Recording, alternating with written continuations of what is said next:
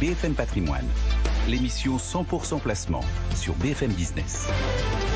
Et on accueille Jonathan Diver. Bonjour Jonathan. Bonjour Cédric. Merci de nous rejoindre pour meilleurgf.com. On parle d'investissement en forêt ensemble, sous-jacent atypique quand même. Oui, haute qualité environnementale. On parlait d'haute qualité de la note française, haute qualité environnementale avec un placement qui est assez peu connu parce que généralement on place son argent dans l'immobilier, des actions, des obligations. Or cette classe d'actifs, elle a un réel potentiel, un réel avenir et elle fait face aussi à des enjeux actuels intéressants, voilà, selon nous.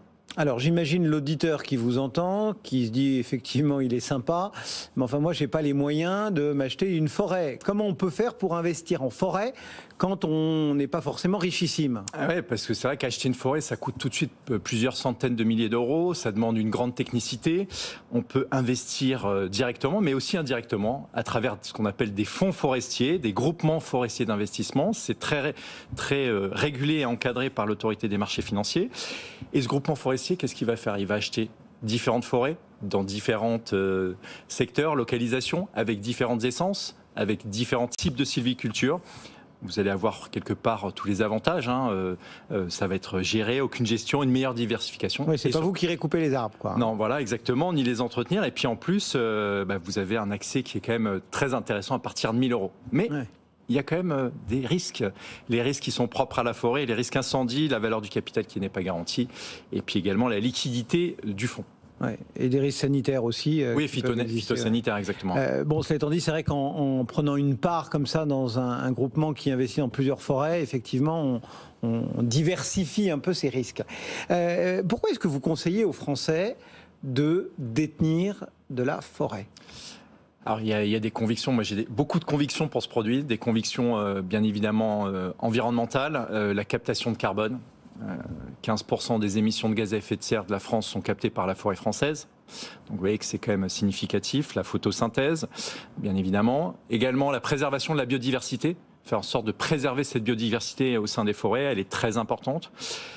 Deuxième élément, c'est l'emploi local. C'est 394 000. C'est pas délocalisable. Hein, c'est non délocalisable. Et aujourd'hui, il y a 100 000 emplois qui sont accessibles sur cette filière industrielle. C'est 12% de l'emploi industriel français. Je pense que c'est des chiffres, en fait, quand on les voit devant soi, on se dit, mais c'est on ne perçoit pas forcément très aisément. Et puis, dernier élément, c'est une valeur assez refuge, progression de la valeur de plus de 3% par an sur les 25 dernières années.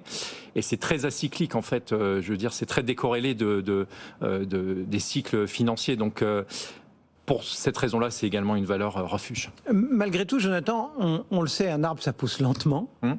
J'imagine que c'est donc un placement de long terme, parce qu'a priori, si on détient une forêt, qu'on nous dit, tiens, on vient de replanter une parcelle, a priori, celle-ci, on n'en verra pas la couleur. Donc, c'est un placement qu'on fait pour aujourd'hui, pour demain, pour transmettre. Comment ça se passe d'ailleurs au moment de la transmission ? C'est clairement un placement qui doit être une part minime de votre patrimoine. Néanmoins, il faut avoir cet horizon de placement extrêmement long terme. Un beau chêne, il met 150 ans pour atteindre sa maturité. Donc vous voyez que c'est pas pour soi, c'est pas pour ses enfants, c'est même pour ses petits-enfants qu'on le fait. Ce qui est intéressant, c'est que vous allez avoir une réduction d'impôt à la souscription, 25%. Vous investissez 10 000 euros, 2 500 euros de réduction cette année. Mais ce qui est encore plus intéressant, c'est lors de la transmission, lors de la succession. Et on vous a fait des petits exercices pour un peu voir ce qu'on pouvait... Pratico-pratique. J'ai investi 100 000 euros de groupement forestier d'investissement. Eh bien, en fonction de ma tranche de droit de succession, si je suis à 30%, je vais pouvoir transmettre 16% de patrimoine en plus. Si je suis à 40, 31% de patrimoine en plus. Et si je suis à 45, 40% de patrimoine en plus. Pourquoi ? Parce que vous avez un abattement. Cet abattement, c'est un abattement de 75% lors de la donation et de la succession de la valeur de la forêt.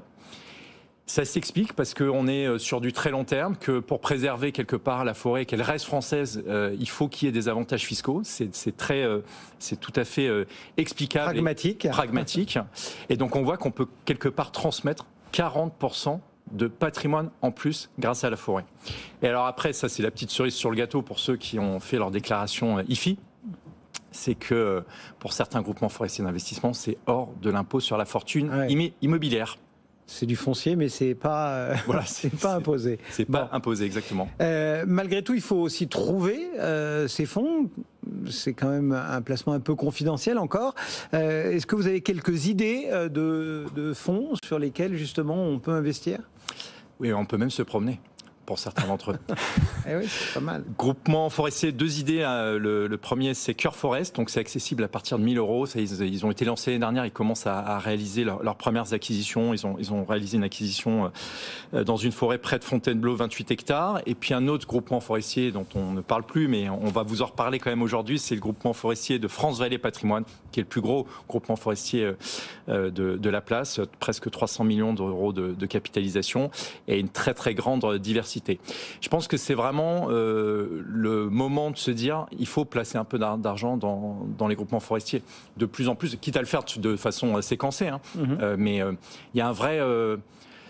on a un momentum qui est vraiment intéressant. Aujourd'hui, le crédit carbone n'est pas valorisé encore dans les forêts. Quand il sera valorisé, ça apportera de la valeur supplémentaire. Et puis après, il y a toutes les convictions, bien évidemment, philosophiques et sociétales qui sont intéressantes. Je vous ai amené un petit livre, Cédric, pour... La vie secrète des arbres. La vie secrète des arbres. Voilà. Le voir. Je suggère à vos auditeurs de passer un petit moment de lecture sur ce livre. C'est absolument délicieux et on comprend à quel point la forêt est importante dans notre écosystème. Voilà. Jonathan Diver et meilleurgf.com ce matin sur l'antenne de BFM Business au cœur de BFM Patrimoine. Merci d'être passé nous voir. Cédric, à bientôt.